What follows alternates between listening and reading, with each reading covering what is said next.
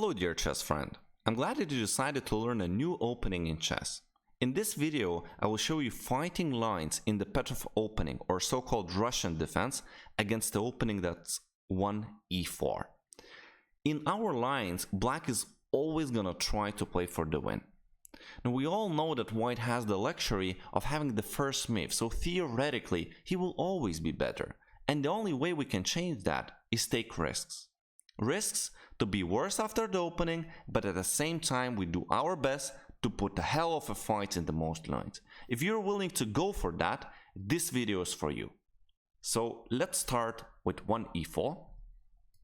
Black responds with e5, knight f3, knight f6, white takes, d6, knight f3, knight takes e4. So this is the most common position of the Petrov defense, and with today we're gonna be learning a nice line versus the main line, d4. So we start by playing d5. We're in complete symmetrical pawn structure. At the same time, we have a little bit more offensive knight on e4 compared to white's knight on f3. However, white has the luxury of having the move, so he leads the development a little bit. Bishop d3, the main line goes knight c6, castles, and now instead of going for the main line, in the database I would say 8 out of 10 grandmasters would play bishop e7. However, we are gonna go for the Anatoly Karpov line that he used against Garry Kasparov in 1985, bishop g4. Quite aggressive approach. As you can see, we're pinning the knight and the only protector of the d4 pawn. So I believe if these are untested waters for white, we're gonna put a very big fight for black. We're gonna take risks, but at the same time, we will try to win. Let's look now at a couple of alternatives before we jump into the main line, which is, I believe, c4. So say h3. Well, we actually accept the pawn, takes on f3, queen f3, knight takes d4. Now queen e3 pinning the knight. Here we have a fantastic response, bishop c5. So the threat is pretty simple. We want to take on c2 and launch a discovered attack against the queen.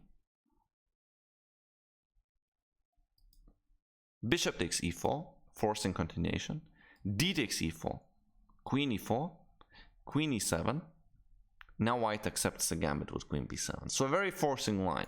And after castles, what do we have? We have black being pawned down, threatening to win back the pawn on c2, at the same time winning the rook.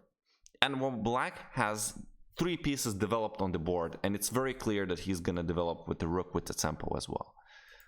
So now if he plays knight c3, we take on c2. Again, I'm picking black due to the piece coordination here, even though my pawn structure is a little bit damaged perhaps. But after bishop b6, I completely pick black here all day long, trying to develop the initiative and develop the last pieces, which are the rooks in this case. Now, h3 is probably something that won't happen in your games. I believe that black is gonna clearly intending to win the pawn on d4. So the most logical continuation besides the main line would be to play c3. We're simply defending the pawn.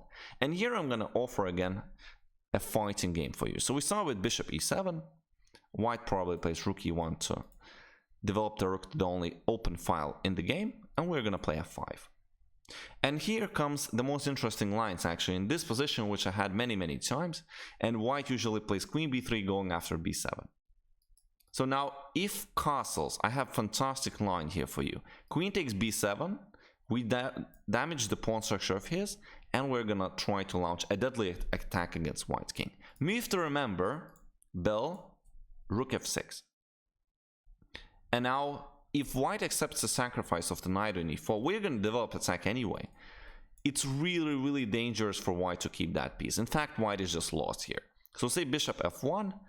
Now we play rook b8, making sure the queen goes to a6, potential for all the discovered attacks, and then it's just so easy. The most simplest tactic to win everything back is this. Obviously, we could also go for rook g6, and if king h1, then our pieces are beautifully coming, and it's inevitable that black is gonna launch a deadly attack on the white king. Of course, he doesn't have to accept the pawn sacrifice on b7, so knight bd2 then follows, and here we just have knight a5. So if he decides to go for a4, this is no longer a check. We could simply start the fight with c5. So I believe that it's a very, very unsymmetrical position, which is common in some Petrov lines. And usually grandmasters say, well, black suffers, but is super solid, and the most popular result is a draw.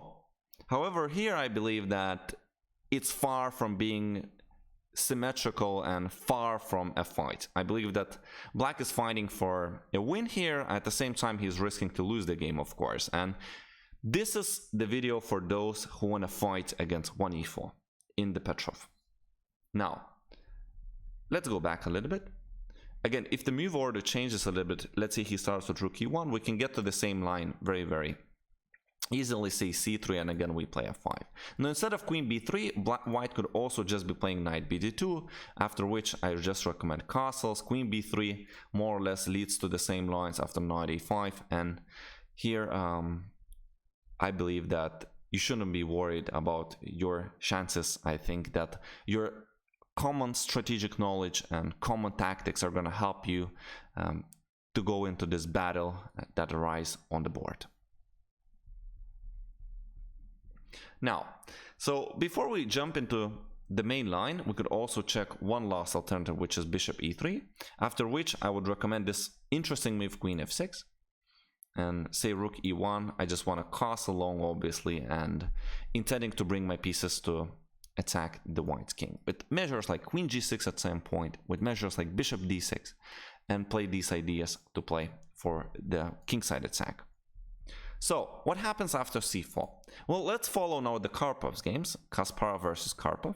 Black always plays knight f6 whenever white plays c4 in any of the lines.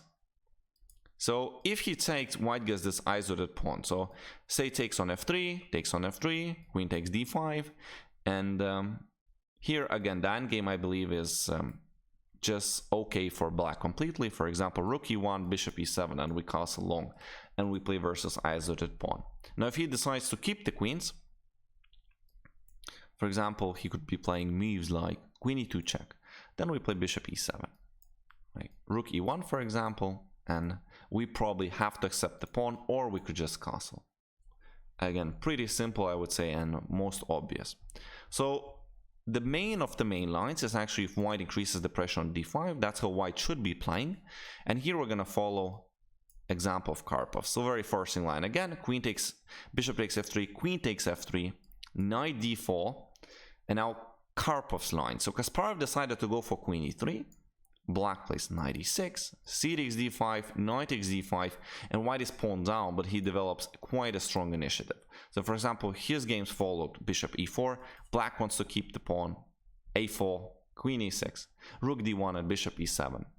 So here I'm going to leave you, and you're going to try to castle and survive being a pawn up, which I like. I don't believe white has a very strong compensation for the pawn.